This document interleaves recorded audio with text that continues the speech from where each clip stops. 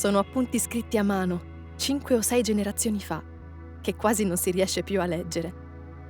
Sopra ci sono appuntate correzioni sulle quantità, che cercano di farsi strada tra macchie d'olio e sugo di pomodoro di un cuoco disattento. A volte la colla, utilizzata per integrare gli articoli della sezione gastronomica di qualche giornale, ha unito pagine che ormai non si staccano più. Oppure sono libri voluminosi, un po' rotti e strappati. Nei ricettari vengono scritte le storie di famiglia e le tradizioni di una regione, piccole testimonianze sopravvissute a guerre, carestie e secoli per tramandare in tanti gusti e procedimenti. Ci si trovano anche le mode, le innovazioni tecniche e quelle tecnologiche. I libri di ricette sono, in fondo, uno degli strumenti più efficaci per raccontare la storia di una cucina, di come si è evoluta, di cosa ha perso e cosa invece ha guadagnato. Germogli è il viaggio di Made in Nature alla ricerca delle radici del biologico, per dimostrare come il biologico non sia soltanto un'alternativa, ma una realtà già saldamente legata alle nostre abitudini alimentari, alle tradizioni culinarie del passato e a quella cucina rurale da cui oggi vediamo sbocciare la cucina del futuro.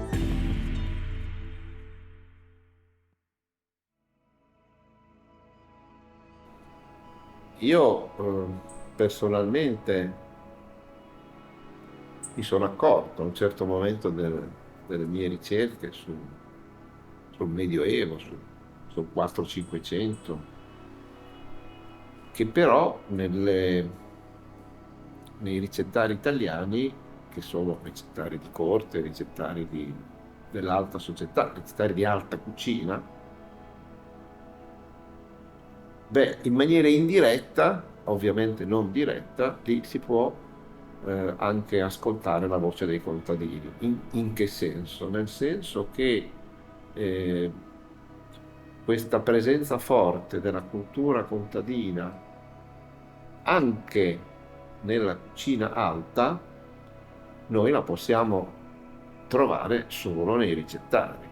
Cioè non la troviamo in letteratura, perché in letteratura troviamo il disprezzo del mondo contadino, ma nei libri di cucina invece troviamo ricette, prodotti, preparazioni che direttamente a volte o indirettamente, il più delle volte, ci fanno sentire quello che ho chiamato un retrogusto contadino, cioè un rimando a qualcosa che non è lì ma è altrove.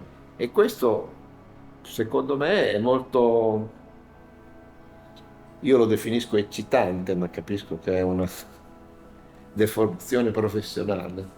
È molto eccitante perché ti fa capire che quel mondo contadino, che non ha lasciato traccia di sé in modo diretto, però non è totalmente assente dalla documentazione. È presente in modo indiretto nelle testimonianze che altri, riutilizzandolo, ne hanno lasciato traccia. Cioè è una sensazione anche proprio di tipo emotivo, poter in qualche modo ridare la voce a questo mondo, a queste persone che non hanno mai scritto nulla di sé, sui quali noi conosciamo solo le maldicenze altrui. Accorgersi che questo immaginario altrui però indirettamente conserva memoria anche di pratiche, di saperi, di tecniche, di ricette del mondo contadino, è una bella cosa, è stata per me personalmente una bella scoperta. E credo che sia anche diventata una sorta di un desiderio di restituzione morale a questo mondo contadino di qualcosa che gli appartiene e che gli è stato espropriato. Molto più che liste degli ingredienti o dei procedimenti, i ricettari ci permettono di andare al di là e scoprire relazioni inedite, scambi e influenze che hanno fondato la nostra cultura gastronomica. Di dare traccia, come racconta Massimo Montanari, agli scambi che fanno grande la cucina e di riconoscere in quei passaggi possibili lezioni per il nostro futuro. Ho in mente un caso, non medievale ma cinquecentesco, quando Bartolomeo Scappi, che è il più grande cuoco del Rinascimento italiano, cioè il più grande cuoco europeo del Cinquecento, dà delle ricette di pesci e poi dice: queste ricette le ho imparate al mercato di Chioggia dai pescatori. Questo è, diciamo, una riga che ti apre un mondo, perché ti fa capire che questi cuochi di corte in realtà non stanno chiusi nelle loro cucine a lavorare, ma escono, vanno al mercato, incontrano gente, incontrano mercanti, incontrano artigiani. Forse avranno incontrato anche qualche contadino, chissà, da cui hanno imparato qualcosa, con cui hanno parlato. Ecco, sono quei momenti di scambio fra culture diverse che sono il segreto della crescita esponenziale di una cultura gastronomica, perché è chiaro che più sono forti, numerosi e vari gli incontri con gente, con idee, con prodotti, e più questa cucina aumenta le sue potenzialità.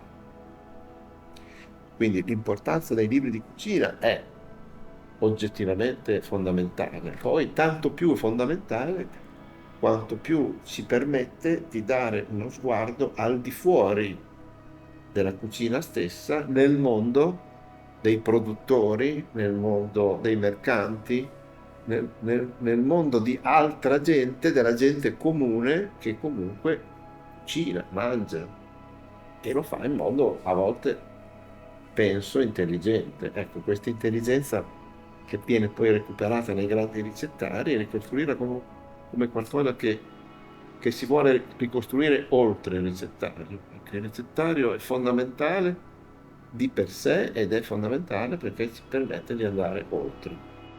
Per quanto antichi o lontani nel tempo, i ricettari mantengono il loro carattere vivo. Lo fanno parlando la lingua della cucina, elencando metodi e passaggi per ottenere da un ingrediente il meglio che può darci. È in questo passaggio la grande attualità dei ricettari, nel modo in cui ci insegnano a valutare una materia prima nella sua interezza, dalla polpa alla radice e, nel caso della cucina rurale, anche nella sua produzione.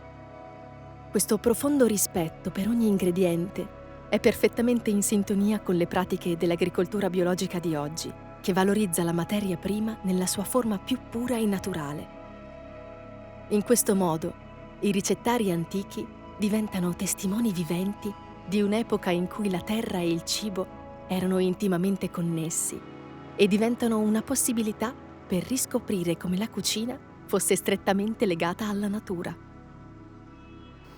Io ho imparato a cucinare da mia nonna e dai libri di ricette, perché per lei ogni volta che le chiedono una nuova ricetta o ti ricordi come si faceva, non so, i cenci, lei dice: vediamo l'Artusi che dice. Quindi per lei l'Artusi, il libro dell'Artusi, non è semplicemente un manuale di ricette, è, se lo immagina l'Artusi, una persona, un oracolo a cui chiedere una risposta. E quindi secondo me proprio da questo è nato il grandissimo rispetto che ho io nei confronti dei libri di ricette. Prima di iniziare il blog, quindi 14 anni fa, 15 anni fa, io ho iniziato a comprare libri di ricette.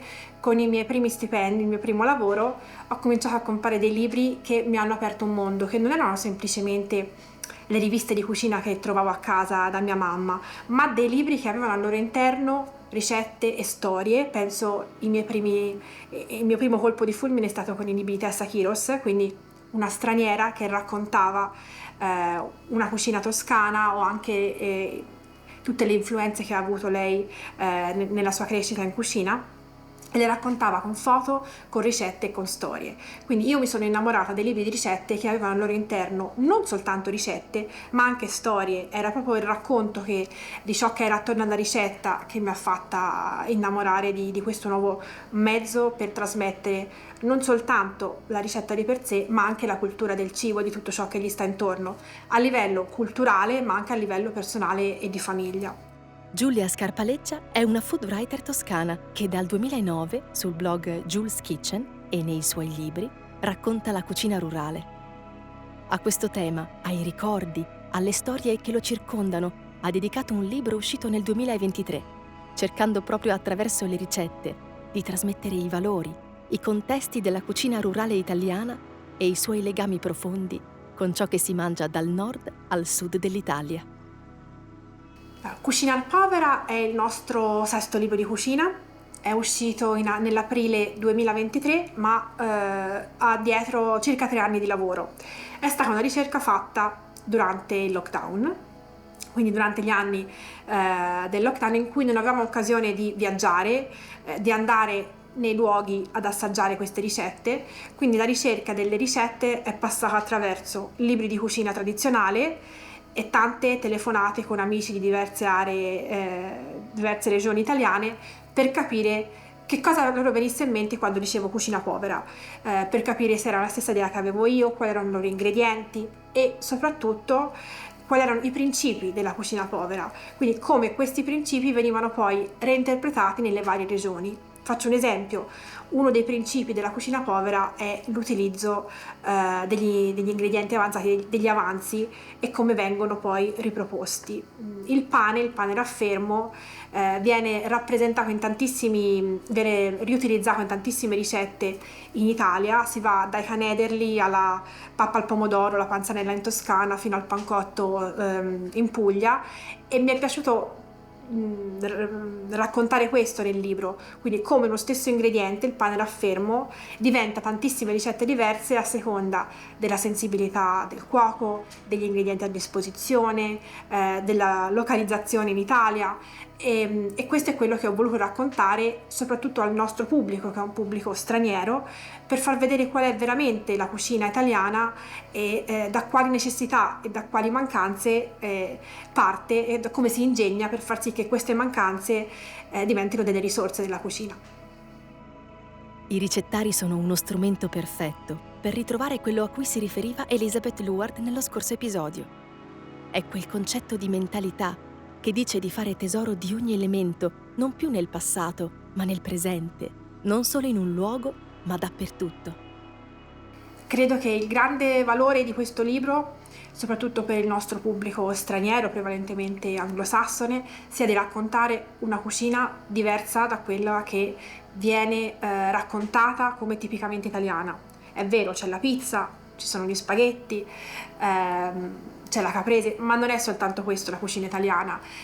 Volevo raccontare come si mangia a casa, come si mangiava in passato, come potremo mangiare nel futuro sfruttando i principi della cucina povera, quindi facendo capire che c'è dell'importanza degli ingredienti, del rispetto degli ingredienti, del rispetto della filiera, del rispetto della stagionalità e del rispetto della prossimità. Per noi alcune cose possono essere quasi scontate, come la stagionalità, non sempre è così chiara e trasparente quando c'è disponibilità tutto l'anno di tutti gli ingredienti, e quindi anche cercare di educare a capire qual è la stagionalità e come si può acquistare stagionalmente da produttori locali quando è possibile, per noi era importante.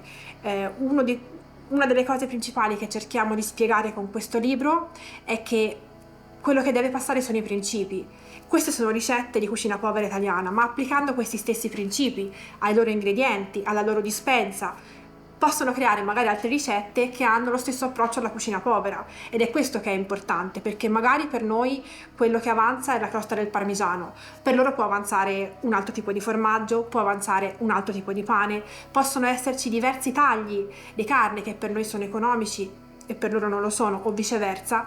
Quindi applicare questi principi e questa elasticità mentale ai loro ingredienti e alla loro dispensa fa sì che la cucina povera sia poi replicabile da altre parti del mondo. Le storie che incontriamo nei ricettari producono nuove abitudini. Ci fanno appassionare a storie e sapori che non conoscevamo prima o che, magari, ci riportano ad altre memorie. Ci consentono anche di imparare le tecniche necessarie per replicarli o dargli una nuova veste. Per questo i ricettari sono anche risorse per il futuro. Ripristinano un rapporto che, come vedremo nel prossimo episodio, può cominciare anche da un semplice seme e dalla sua conservazione. Avete ascoltato Germogli, il podcast sulla cucina rurale e l'agricoltura biologica prodotto da Made in Nature, il progetto europeo per la promozione e la diffusione dei valori del biologico in Italia, Francia, Germania e Danimarca.